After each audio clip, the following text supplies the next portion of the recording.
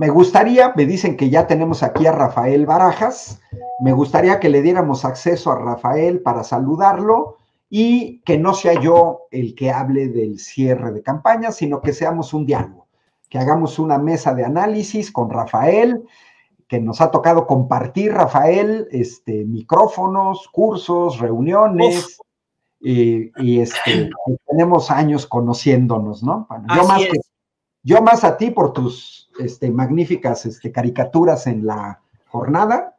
Ahora sí que podemos decirlo, Rafael, que te vi crecer desde aquellos primeros monos, porque además yo he comprado todas las revistas alternativas de moneros que han surgido en México, y bueno, por ahí comencé a conocer tu trabajo.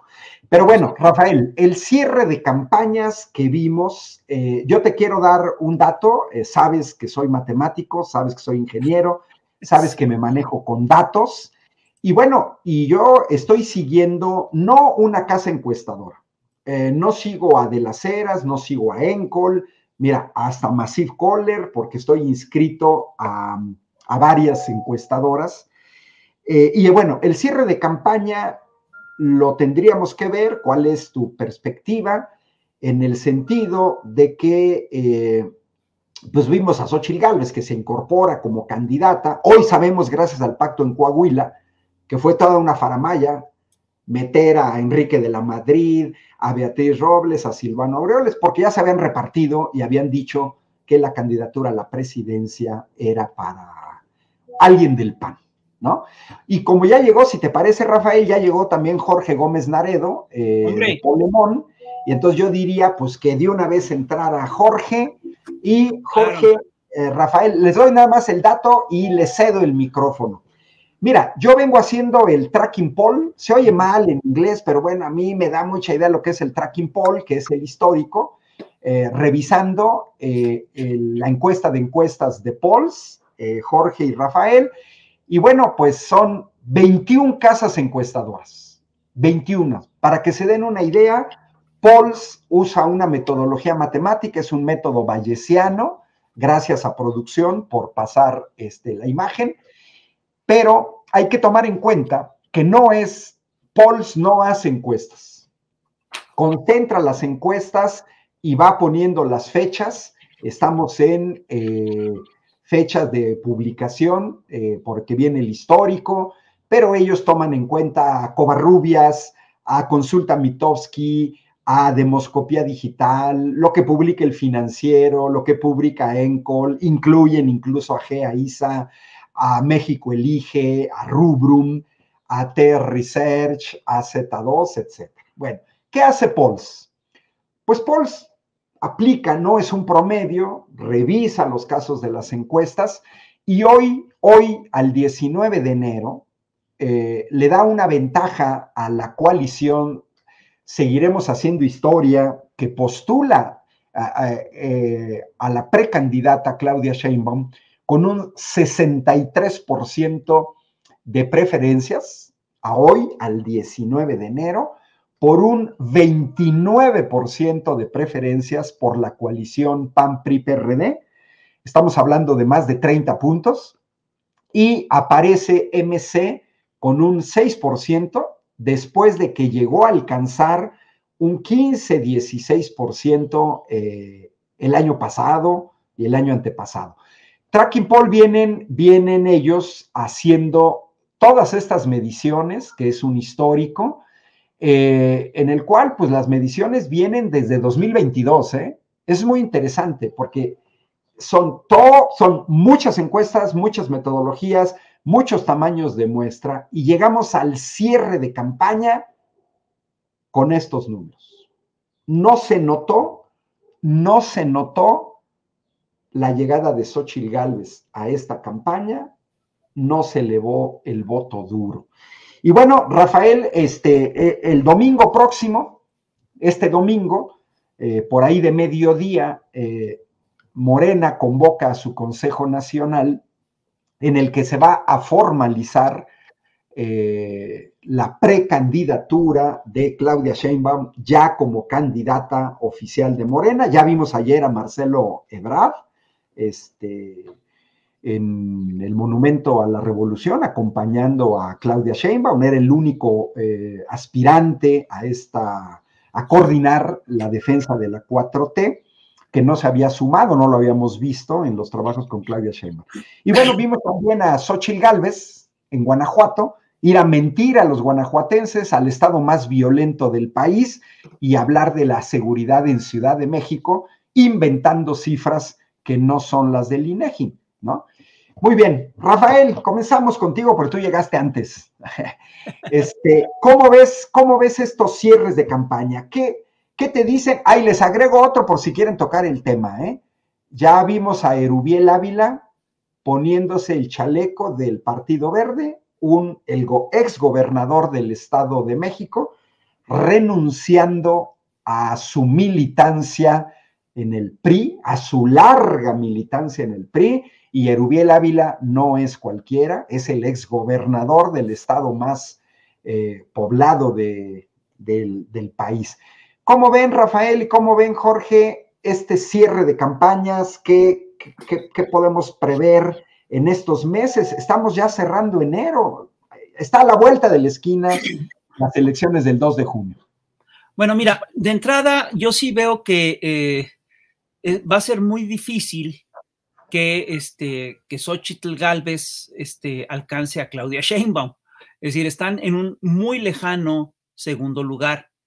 Efectivamente, el poll de Polls te da una ventaja de Claudia de cerca del 30%.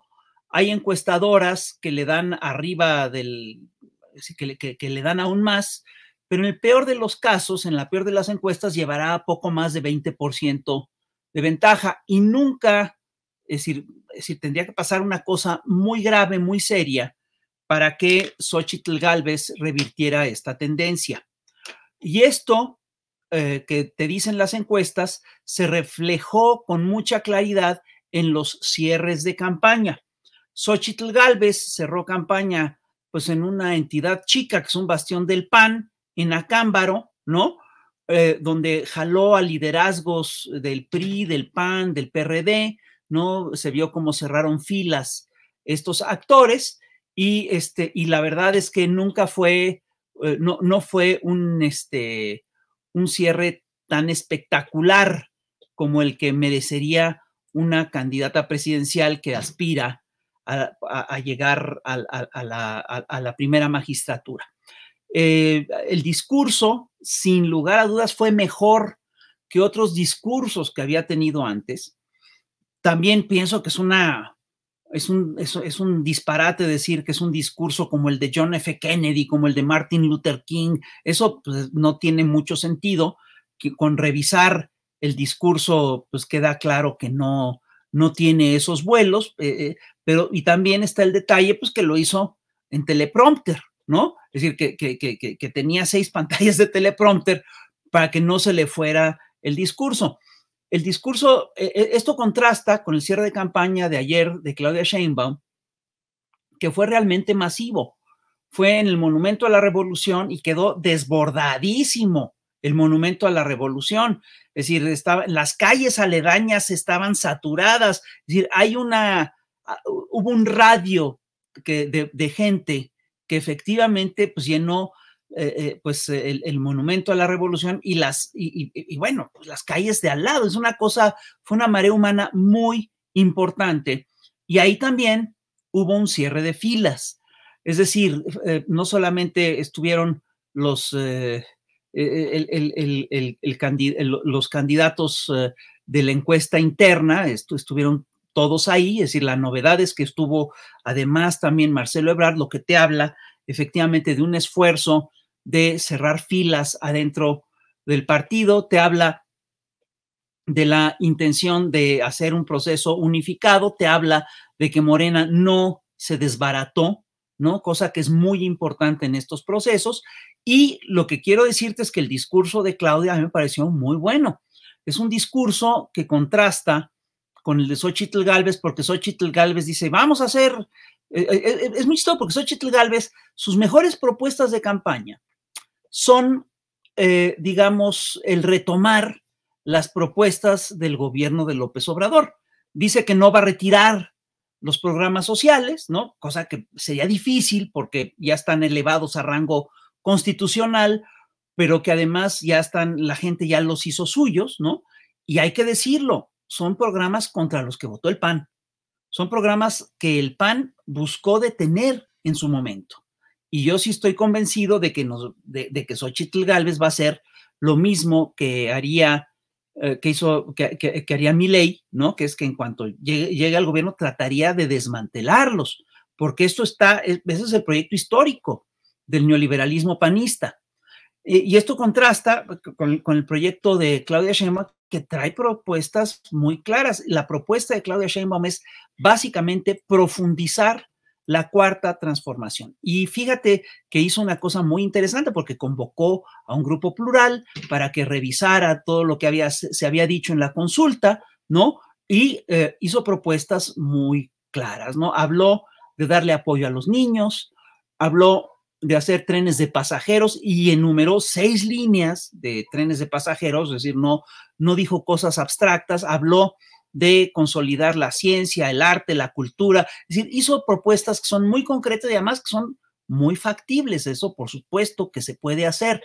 Y yo te voy a decir, lo que a mí me preocuparía de la campaña de Claudia Sheinbaum, lo que a mí me preocuparía de la campaña de Claudia Sheinbaum es que Morena y sus aliados se confiaran y dieran por terminada la contienda. Esto sería un error gravísimo, entre otras cosas porque lo que está en juego es la propia gobernabilidad de la próxima presidencia de la República, porque la gobernabilidad pasa, entre otras cosas, por tener una mayoría absoluta en el Congreso. Es decir, para poder gobernar, se necesitan hacer cambios importantes en el aparato electoral y en el sistema de impartición de justicia. Y esos cambios no los vas a poder hacer si tú no tienes una mayoría calificada en el Congreso. Entonces, yo sí creo que si la gente de Morena piensa que esta elección va a ser un paseo dominical y que esto está muy tranquilo, está muy equivocada, porque además lo que vamos a ver en los próximos meses es un incremento de una estrategia mediática brutal de miedo primero y después de odio. Yo recuerdo que el último cartón del año pasado que hice es un cartón que anunciaba, que hacía pronósticos, decía qué va a pasar el año entrante. Se preveía la guerra sucia, esa ya empezó, arreció con todo. Yo decía también que iban a sacar ya encuestas en las cuales sorpresivamente Xóchitl iba a alcanzar a Claudia, ya las están presentando, que no son ciertas, eso es otro hecho, que son totalmente falsas, eso es un hecho. También anunciaba yo que iba a crecer la violencia, porque sí, y en todo caso la percepción de la violencia, porque una parte importante del discurso que va a utilizar ahora la derecha mexicana, la oposición mexicana, es un discurso que te va a hablar de miedo, de horror, de muerte, de descuartizamientos, entonces, es un discurso que obviamente se va a montar en la violencia que se generó en la era neoliberal y que todavía no se acaba de apagar en el gobierno de López Obrador, pero que sí ha disminuido de manera importante.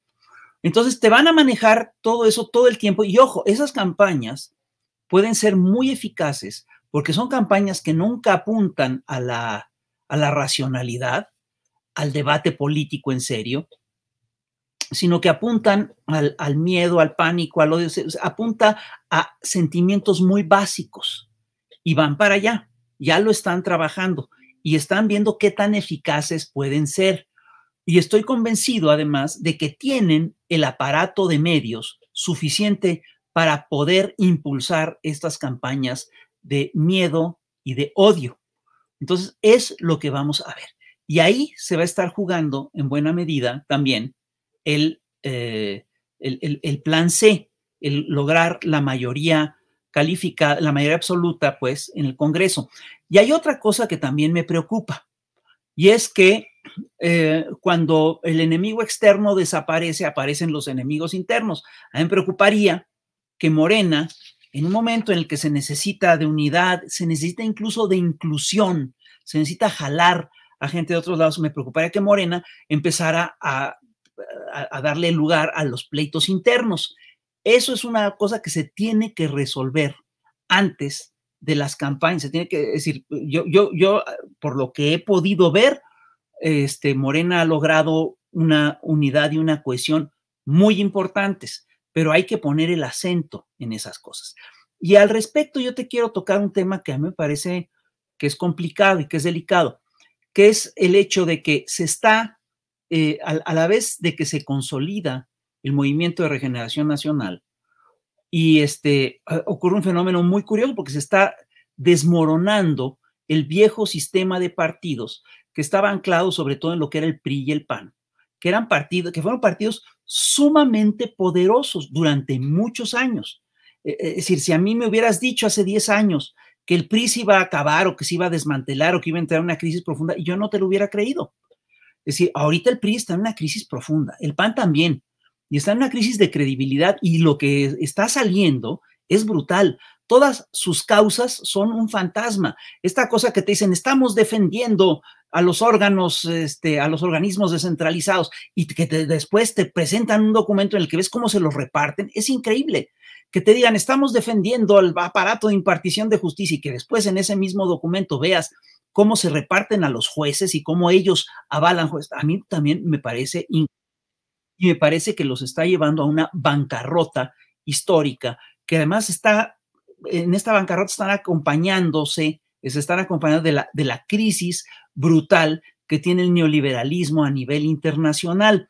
Entonces, todo esto se está dando, y cuando se fractura ese partido, cuando se empiezan a fracturar esos partidos, pues la gente que sale, muchos de los liderazgos pequeños y locales buscan reacomodo, y efectivamente estamos viendo cómo muchas de esta gente se realinea en Morena, en el PT, otros se irán a Movimiento Ciudadano, etc. Y Movimiento Ciudadano se está consolidando como el partido alternativa, ¿no? Ante el partido de oposición alternativo, ¿no? Eso es al único a lo que aspira. Bueno, pero el hecho es que en este proceso sí estás viendo un desmoronamiento del PRI, del PAN, del PRD, ni se diga, y estamos viendo cómo estas gentes buscan reacomodo en estos lugares.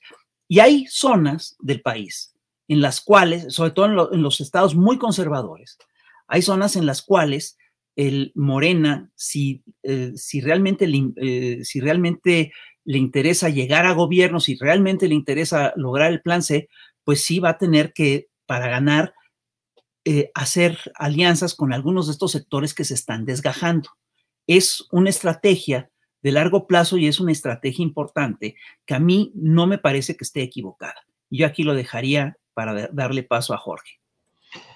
Ok, Jorge, igual la misma pregunta, porque es interesantísimo que desde diferentes posiciones veamos este análisis, esta perspectiva. ¿Tú cómo la ves?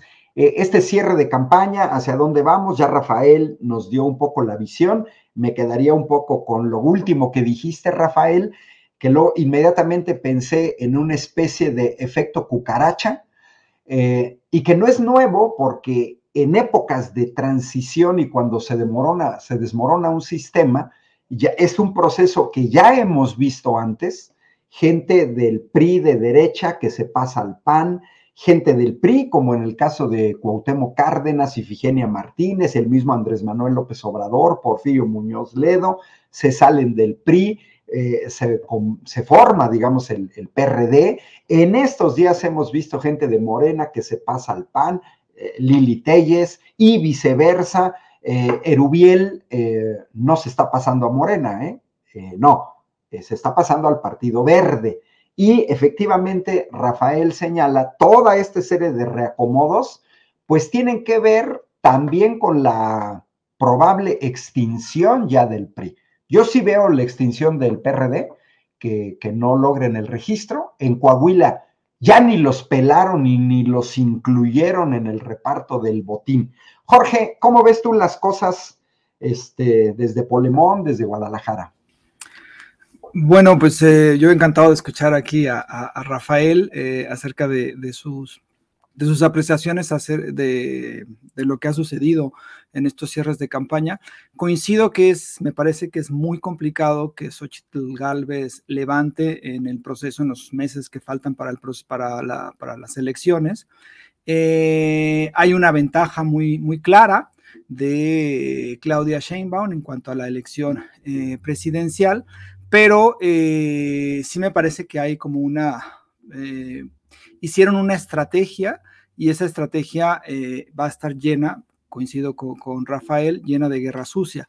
Si nosotros notamos cómo venía la campaña, que había la campaña de Xóchitl, la precampaña de Xóchitl, que venían muchos errores, que venían muchas carencias, que venían muchas ineficacias, a partir del cierre de campaña que hicieron en la Arena México, que además es propiedad de Ricardo Salinas Pliego, y Ricardo Salinas Pliego también ya se está abriendo como un actor en contra de la Cuarta Transformación, pues hubo una andanada mediática muy bien coordinada, porque después de eso empezaron a comentar de que el discurso de ella había sido, sí, ¿no? Como el de uno de Martin Luther King, y que había un cambio radical. Incluso se desdijo, por ejemplo, una escritora, esta Guadalupe Loaesa, que había dicho que ya no servía, que estaba desilusionada, y 2 semanas después, pues dijo que ya Xóchitl la había revivido.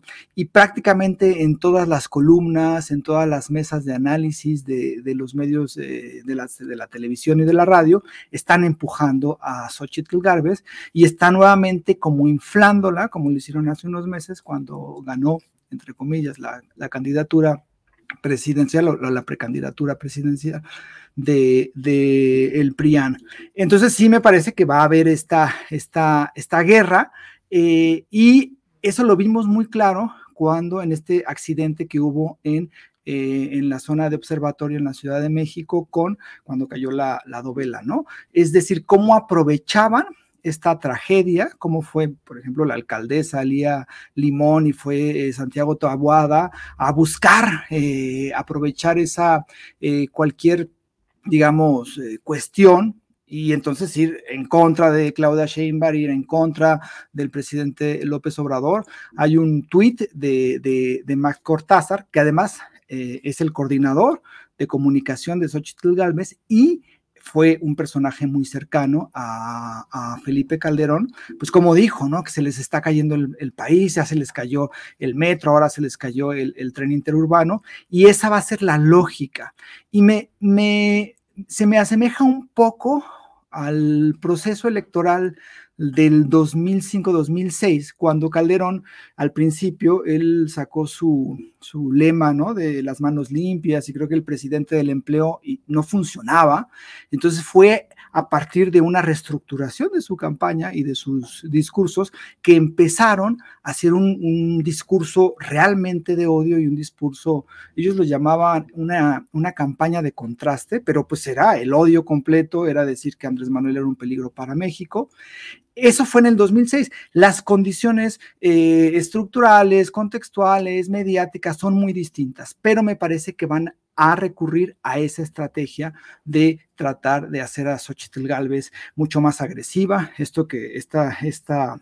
Lo que mencionaba, ¿no? Que retaba a Claudia Sheinbaum a unos debates, y que mañana quiero el debate y no sé cuántas cosas.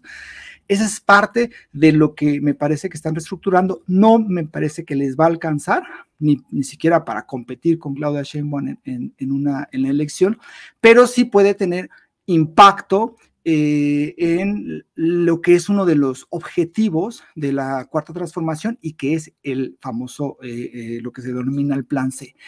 Porque creo que este proceso electoral en la parte de la presidencia está más o menos resuelto, pero en la conquista del Congreso para lograr las reformas. Y ahí es donde hay un punto que me parece que es muy importante, y es la parte que está haciendo López Obrador, porque al presentar en febrero un conjunto de reformas constitucionales, está proporcionando como los vasos, o como la propuesta de continuidad de la Cuarta Transformación con las reformas que se precisan. Entonces, ahí hay, y eso creo que es algo que tendría que unir muchísimo a quienes están o quienes simpatizan con la Cuarta Transformación, y que es este proyecto.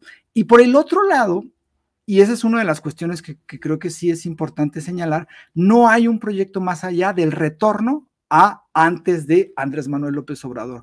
No hay una propuesta acerca de qué es lo que se buscaría hacer. No hay ni siquiera no se han pensado en replantearse ellos mismos como partidos políticos o como propuesta de proyecto de nación que en algún momento tenían. No han planteado absolutamente nada y sola se han enfocado en decir que van a regresar a un proceso anterior a López Obrador. Entonces ahí ellos tienen esa parte y tienen ese problema porque las campañas negativas pues son, te vas a quedar sin casa, se va a caer la economía, te vas a quedar sin empleo, va a haber inflación, Andrés Manuel o la Cuarta Transformación significa autoritarismo, significa dictadura, y todas esas cuestiones pues se vieron que no han sucedido, que no sucedieron con el gobierno de López Obrador y que pues no sucederían con un gobierno de continuidad. Entonces ahí sí tienen un grave problema los de la oposición, pues para encontrar una fórmula que pueda ser efectiva. Entonces la batalla me parece que está en el Congreso, en lograr el mayor número de diputaciones, de senadurías, junto con los aliados que son necesarios para que se logre la mayoría calificada, y también en los espacios de gobierno local, ¿no? Tanto las gubernaturas como las cientos de alcaldías que se van a jugar en este proceso electoral.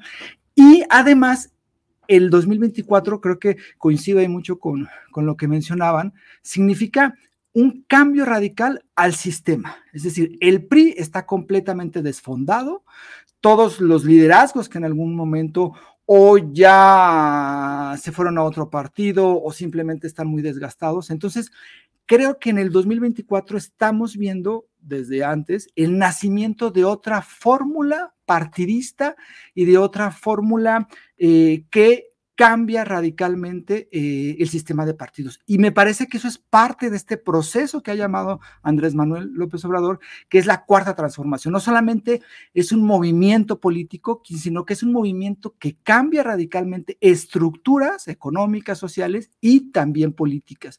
Entonces sí me parece que ha sido una de las apuestas incluso del propio presidente, pues desestructurar completamente a los partidos de oposición, al PRI exhibiéndolos como los hace con el PAN, el PRD pues prácticamente es inexistente, y me parece que a partir del 2018, y es muy importante el resultado que se tenga, pues va a haber un cambio radical en cuanto a esta estructura, ¿no? El PRI me parece que va en un proceso de extinción, el PAN muy desvencijado en todos los sentidos, y bueno, pues entonces van a tener que emerger otro tipo de apuestas políticas, y creo que ese es parte del proceso histórico de la Cuarta Transformación. Muy interesante, Jorge. Bueno, acá en los comentarios, y tiene que ver un poco con este clima de polarización, me dice Marcela Aguilar en Facebook, señor Ángel Valderas, no se ponga el chaleco de MC, mejor aguante un poco el frío. No podemos caer en esos niveles. En primera, el tono de naranja es otro. Pero imagínense que ya no nos podríamos vestir de azul porque dirían que somos panistas, o de amarillo porque seríamos perredistas, o no podría usar este color verde porque sería del verde. No podemos llegar a ese nivel, ¿no? Y bueno, Rafael, justamente tú marcaste una diferencia que me parece, así como fue premonitorio que Xóchitl Gálvez se disfrazara de botarga en el Senado, porque fue una botarga de dinosaurio, de dinosaurio. O sea, exacto, esa fue de dinosaurio, no fue de cualquier animal. O sea, efectivamente, dice Jorge, pues no tiene nada que ofrecer al pueblo de México. Y sí, es sintomático lo que tú señalaste, Rafael, el cierre de precampaña de Xóchitl Gálvez en Acámbaro, que con todo mi respeto, yo tengo amigos y exalumnos de Acámbaro, con respecto a Ciudad de México. O sea, hay una diferencia enorme. Y efectivamente, la guerra sucia, las críticas, donde la oposición también la tiene difícil. Miren, aquí en Querétaro, el 21 de agosto de 2022, se cayó una trave en una obra inútil que está haciendo el gobierno panista de Querétaro en 5 de febrero, donde todos los queretanos ya estamos hasta el coco de esta obra, ¿no? Y yo me preguntaría, bueno, pues, ¿cuántas traves se cayeron en la barda que construyó Felipe Calderón para una refinería que nunca existió? Pues es natural que no se les caen traves porque no construyeron nada. O sea, la estela de luz, eso es natural. Yo soy ingeniero civil, siempre hay accidentes, siempre hay partes que se caen. Y yo diría, critican lo de esta trave o esta dovela cuando dejaron tirados ellos mismos el tren rápido Toluca, Ciudad de México, en el que se gastaron 60 mil millones de pesos para una obra presupuestada en 30 mil millones de pesos y la dejaron tirada un tercio. Esto es mucho más grave que la caída de una dovela. Pero bueno, no sé si quieras abundar, Rafael, creo que yo también señalaste dos cosas relevantes. El plan C, que la gente le tiene que quedar claro, hoy lo vemos con la presidencia de Andrés Manuel, se requiere tener un Congreso que vaya también en la dirección de la transformación. Y bueno, ¿qué le dirías a gente que está preocupada como María Inés Sánchez, que nos dice en YouTube, por favor, no le den cargos a estos chapulines, empezando con Rommel, Han Rong, cerrando con Erubiel, o Sí Soy Carmen, que nos dice, no queremos otra Lili Telles? Y bueno, ¿cómo la ves esto, Rafael? Porque es difícil, efectivamente. Por un lado, estamos en la transición, se está desmoronando la oposición, muchos se están viniendo de este lado, ¿no? ¿Cómo crees que se podría controlar esa situación? Porque también podría ser un riesgo para Morena llegar a esta situación. Por supuesto que es un riesgo. Por supuesto que cualquier alianza o aceptar a alguien que viene de fuera es un riesgo. Pero yo quiero decirles lo siguiente, el riesgo es permanente. Y esta es la misma estrategia que se utilizó por Andrés Manuel López Obrador en el 2018. Andrés utilizó esta estrategia y ahí es cuando vino un montón de gente que venía del PAN, del PRI, de otros lados a Morena, y la verdad es que la llegada de ese sector sí contribuyó de manera muy importante a que el triunfo del Movimiento de Regeneración Nacional, de la coalición encabezada por Morena, fuera tan abultado en las elecciones del 2018. Ahora necesitamos que sea más abultado, porque estamos apuntando al plan C, necesitamos conseguir la mayoría calificada en el Congreso. Entonces, sí necesitamos, entre otras cosas, que la gente pues se cohesione alrededor del proyecto y que entienda que además lo importante es el proyecto en sí, ¿no? Es decir, no tanto el currículum o el pedigrí de la gente, es decir, necesitamos que todo el mundo, vamos, lo que está ocurriendo es que se está construyendo una nueva hegemonía, se está construyendo un nuevo proyecto de nación y esto tiene que ver con una cosa que es muy importante. Mira, a lo largo del siglo XX, la izquierda básicamente debatió acerca de cómo llegar a gobierno. Eso fue, y los grandes debates de la izquierda tenían que ver con que si la ruta era la de Lenin, que era la del qué hacer y el cómo empezar, o si la ruta era la de la socialdemocracia de Bernstein, o que si la ruta era la de Salvador Allende, o que si era la ruta de la guerrilla y el movimiento foquista y todo ese asunto. Bueno, ahorita eso, no estamos en ese debate, estamos en gobierno. El tema para nosotros es cómo consolidar ese gobierno, cómo fortalecer ese gobierno y cómo, entre otras cosas, acabar de desmantelar el viejo, un sistema de partidos profundamente corrompido, que es el sistema del PRI, el PAN y el PRD. Entonces, entre otras cosas, tenemos que entender que hay pues fuerzas que son locales y fuerzas que tienen un peso importante que si no las rompes, no puedes avanzar. Yo recuerdo perfectamente un debate parecido que se dio en la década de 1930, cuando surge el fascismo como amenaza. Había un sector que decía, no, hombre, nunca nos vamos a aliar con la socialdemocracia porque son los que traicionaron a Liebknecht y a Rosa Luxemburgo. Y había un sector que decía, oiga, no, es un fenómeno nuevo y tenemos que hacer una alianza con todo el mundo para acabar con el fascismo. Si me permites, yo creo que estamos un poquito en ese periodo, porque estamos en un momento, estamos en plena crisis del neoliberalismo. El neoliberalismo está en crisis, pero no ha desaparecido, y es en los momentos de crisis cuando se vuelve particularmente peligroso. Si nosotros no resolvemos, no conseguimos la unidad ante la crisis del neoliberalismo, lo que va a ocurrir es que se va a acabar reconstituyendo o refortaleciendo todo el proyecto neoliberal. Y esto tiene que ver con una reflexión a largo plazo. Esto tiene que ver, entre otras cosas, con el cómo consolidar el proyecto. Yo te quiero decir una cosa, por supuesto que a todos nos preocupa la posibilidad de que haya traiciones, pero yo quiero que hagamos cuentas. En la elección del 2018 no se recibió nada más a Lili Téllez y a Germán Martínez, se recibieron a cientos de gente, Morena recibió a cientos de gentes que venían de la derecha, del PRI, del PAN.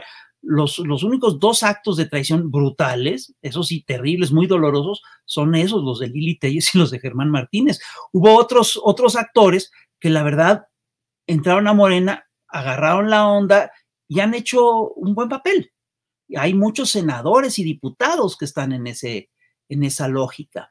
Y quiero decirte también que no necesitas a gente que venga del PRI y el PAN para que tengas traiciones, ¿eh?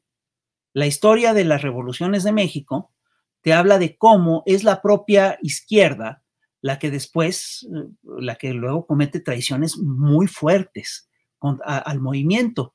Es decir, yo te recuerdo el pleito brutal que hubo de los magonistas con los zapatistas, es decir, los dos acusándose de traidores. Es decir, lo que importa, aquí digo yo, es el proyecto. Y además le pido a la gente que revise bien los casos. Si tú revisas la lista de gente que se está incorporando, encargos, es decir, primero, sí es importante hablar con todo el mundo. Y lo importante sí es, bueno, obviamente no vas a aceptar a todo el mundo. Es decir, obviamente hay gente con la que puedes platicar, pero no le vas a dar cargos de responsabilidad pública, no los vas a colocar de funcionarios. Y lo que sí te quiero decir es que si tú revisas el listado de Morena, te vas a dar cuenta de que la inmensa mayoría de la gente que está propuesta para cargos importantes es gente que tiene una tradición de izquierda y que ha sido muy consecuente con la lucha, etcétera. Solamente encuentras estos casos, hasta donde yo he podido ver, tal vez me equivoco, tal vez habrá alguna excepción. Solamente encuentras estos casos en los lugares en los que la izquierda es muy débil, en los que no puedes ganar si no desgajas al PRI o al PAN. Entonces, todas estas cosas son cosas que se tienen que tomar en cuenta. Y hay otro factor que a mí me importa mucho, y es el hecho de que yo sí creo que la formación política sí transforma a la gente. Es decir, si a nosotros nos ha pasado en el instituto. De repente te viene gente que viene de formaciones muy, muy católicas o de derecha, y de repente les llega información que les cambia la visión del mundo y que les permite pues actuar bien y que les permite tener una actitud que no está mal. Ahora, yo sí quiero decirte que sí hay un cambio importante en la nación y hay un cambio del nivel del debate político, y hay un cambio también en el nivel digamos, de comportamiento ético a nivel nacional. Es decir, por ejemplo, a Andrés le han inventado lo que sea, lo acusaron de todo, que si tenía un departamento y se lo investigaban hasta a fondo, ¿no? Mientras que la derecha tiene unos casos de corrupción brutales. En esta contienda, lo que estamos viendo es que el PAN, la derecha, el PAN y el PRI nos presentan a su candidata supuestamente más limpia y más inmaculada, que es Xóchitl Gálvez, y la señora pues tiene vínculos con el cártel inmobiliario, tiene la Casa Roja. Se nos están olvidando los escándalos de Xóchitl Gálvez. Tiene contratos por más de 1,500 millones en sus empresas, ¿no? Contratos que logra desde cargos de decisión, es decir, por eso se desinfló, entre otras cosas, se nos olvida, pero entre otras por eso se desinfló Xóchitl Gálvez. En cambio, ¿qué es lo peor que puedes decir de Claudia Sheinbaum? Lo peor que se ha dicho de Claudia Sheinbaum es que, híjole, pues que a su hija tiene una beca del CONACYT, imagínate. ¿Qué es lo que tú estás diciendo de la trave? Es decir, te das cuenta que las acusaciones que hacíamos en tiempos de Felipe Calderón era que Felipe Calderón había desatado una matanza, había metido al país a un baño de sangre, del cual todavía no salimos, porque ese es el drama, de la guerra contra el narco de Felipe Calderón. En cambio, ahorita, ¿de qué acusan al gobierno de López Obrador? Que a una empresa privada, ¿sí? Que estaba colocando una trave, se le cayó la trave, me doy. Francamente, estamos en otra escala. Y es todo. Rafael, bueno, pues muchas gracias. Jorge, te pido 1000 disculpas. Ya no hay tiempo para otra intervención. Tenemos ya 2 invitados para la siguiente mesa de análisis, que es Víctor Aramburu y el doctor Isaac de Paz. Jorge, Rafael, les agradezco mucho. Discúlpenme los errores en la conducción. Pero bueno, de vez en cuando me toca sustituir a Vicente y apenas tengo que aprender. Yo me disculpo por haberme alargado. No, yo encantado de escucharlos a ustedes. El tema da y creo que sí tenemos que seguir discutiendo mucho. Bueno, les agradezco mucho, vamos a abrir espacio a nuestros nuevos invitados, y muchas gracias, Rafael, y muchas gracias, Jorge. Por aquí nos vamos a estar viendo a la próxima.